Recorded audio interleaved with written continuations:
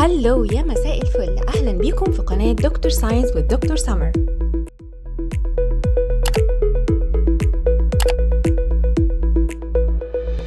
حبايبي طلبة برايمر 3، أهلا بيكم. مكملين مع بعض الثيم الرابع، واحنا دلوقتي في شابتر 2 اللي اسمه connecting people، يعني التواصل بين الناس. تعالوا ناخد حاجة جديدة مختلفة. عارفين الكمبيوتر؟ طبعا أكيد كلنا شفنا الكمبيوتر، ومعظمنا عندنا كمبيوتر في البيت أو في المدرسة. تعالوا نعرف سوا الكمبيوتر بيتكون من ايه او المكونات الاساسية للكمبيوتر. مبدئيا كده الكمبيوتر فيه حاجتين، حاجة اسمها output devices وحاجة اسمها input devices. output devices يعني اجهزة المخرجات. يعني ايه؟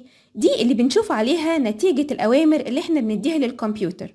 يعني مثلا انت لما تمسك الماوس وتدوس على لعبة معينة علشان تلعبها، وبتشوفها فين؟ بتشوفها على الشاشة. فالشاشة هنا اسمها مونيتور، والمونيتور ده output device.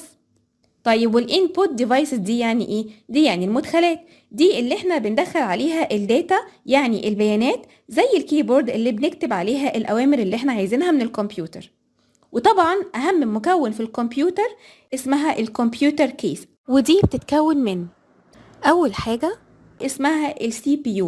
CPU اختصار ل Central Processing Unit، يعني وحدة المعالجة المركزية، اللي يعتبر العقل بتاع الكمبيوتر.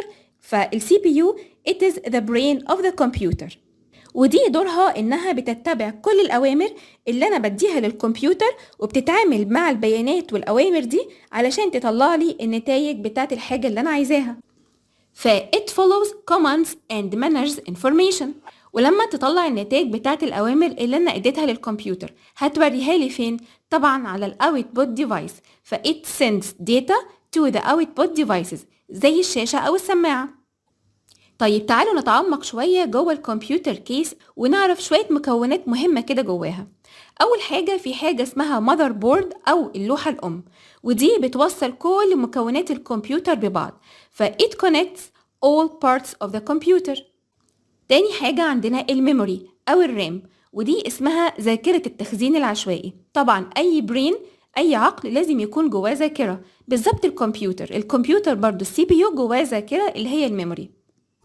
الميموري دي بتخزن البيانات بس الوقت قصير، يعني طول ما انت مشغل الكمبيوتر، لكن أول ما تطفيه المعلومات والبيانات دي بتبدأ تروح. it stores short term data so the CPU can use it. لكن طبعا لازم يكون في مكان لتخزين البيانات الطويلة زي الصور بتاعتنا، الفيديوهات، الأفلام، الكتب، وكمان البرامج. المكان ده اسمه الستورج أو الهارد درايف. يبقى الهارد درايف it stores the long term data like computer programs. وزي ما قلنا لاحظ ان البيانات اللي تتخزن لمدة قصيرة بتختفي بعد ما نطفي الكمبيوتر. يبقى the short term data is temporary، يعني مؤقتة. so it will erase when the computer is powered off. لكن ال long term data is permanent، يعني البيانات اللي بتتخزن لفترة طويلة دي دائمة. so it will not erase when the computer is powered off، يعني مش هتختفي بمجرد قفل الكمبيوتر.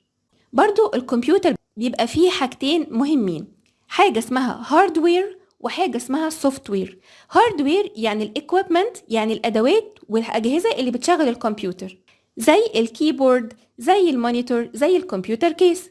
لكن السوفت وير هي البرامج اللي بتشتغل مع بعض علشان تعمل لك الوظيفة المعينة أو التاسك المعينة اللي انت عايزها من الكمبيوتر. يبقى السوفت وير it is a set of programs that work together to complete a task or function. طيب تعالوا ناخد مثال كده علشان نفهم أكتر الكمبيوتر بيشتغل ازاي. هنجرب نعمل عملية حسابية على الكالكوليتر اللي موجودة في الكمبيوتر. طبعا الكالكوليتر دي اللي هي الآلة الحاسبة، ده يعتبر سوفت وير لأن ده برنامج موجود على الكمبيوتر. أول حاجة هنفتح البرنامج بتاع الكالكوليتر، وأول حاجة هنعمل input، يعني هنستخدم الكيبورد عشان نكتب الأوامر اللي احنا عايزينها على الكالكوليتر. مثلا هنكتب 2 times 2. فالخطوة التانية الكمبيوتر هيعمل ايه؟ السي بي يو هنا بتبعت الأوامر دي للمذر بورد، للوحة الأم. فالسي بي يو sends the command to the motherboard. طيب المذر بورد بعد كده هتعمل ايه؟ المذر بورد هتبعت الأوامر لوحدة التخزين اللي هي الستورج أو الميموري. يبقى the motherboard sends the command to storage. وبعد كده الستورج أو وحدة التخزين هتعمل ايه؟ هتتعامل مع الأوامر وترجع تبعتها تاني للمذر بورد. يبقى الستورج sends the command to the motherboard، وبعد ما يروح للمذر بورد تاني يعمل ايه؟ المذر بورد هتبدأ تعالج لك المسألة بتاعتك أو تحلها لك وتبدأ تطلع لك النتيجة على الاوتبوت. يبقى the motherboard sends the command to output. طبعا النتيجة بتاعت العملية الحسابية بتاعتنا هيبقى equal 4. ال4 دي هتشوفها فين؟ هتشوفها على الاوتبوت ديفايس اللي هو المونيتور أو الشاشة. يبقى آخر خطوة الاوتبوت، the output device shows the result. يبقى الخطوات بتاعتنا علشان الكمبيوتر يتعامل مع الأوامر ازاي؟ أول حاجة الانبوت، بعدين السي بي يو، بعدين المذر بورد، بعدين الستورج، بعدين المذر بورد تاني، بعد كده الاوتبوت اخر حاجه. وبكده يبقى احنا عرفنا المكونات الاساسيه للكمبيوتر وعرفنا هو بيشتغل ازاي. تعالوا نختم الشابتر بتاعنا بقصه لطيفه كده عن ولد اسمه احمد. واحمد عايش مع اسرته، بس المشكله انه احمد بيقعد وقت كتير قوي على الموبايل وبيلعب فيديو جيمز. فطبعا مامته شايفه انه مش صح انه احمد يقعد يلعب وقت كبير جدا، يعني spend more time على الفيديو جيمز. فمامته بتقول له انك بتقعد وقت كتير جدا تلعب على الفيديو جيمز، بس احمد شايف ان هو have fun when he play video game، يعني بيستمتع جدا وهو بيلعب العاب الفيديو. وطبعا دي مشكله لان قعدتك على الموبايل وانت بتلعب العاب فيديو كتير بتضيع منك الوقت waste your time. فكده الالعاب دي بتاخد كل وقتك ومبتلاقيش وقت لا تقعد مع اصحابك وتلعب معاهم ولا تقعد كمان مع اسرتك في البيت. طبعا احمد عارف جدا انه ده مش صح، وبيقول لمامته ان انا هحاول اعمل كنترول، يعني اتحكم شويه في وقتي على العاب الفيديو. هو لازم يلعب وقت معين على الموبايل او على العاب الفيديو دي وما يضيعش كل اليوم عليها. وطبعا اعتقد انه احمد ده بتصرفاته موجود في كل بيت.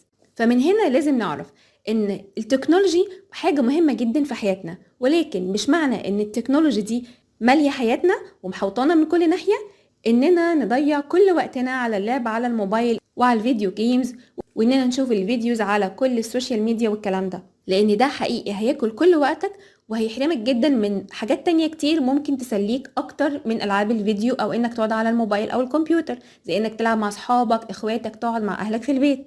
فزي ما احنا شايفين اللايف with technology، لو احنا عايشين دايما بالتكنولوجي هنقدر communicate with each other by phone calls, video calls, email او text message زي اللي احنا خدنا قبل كده.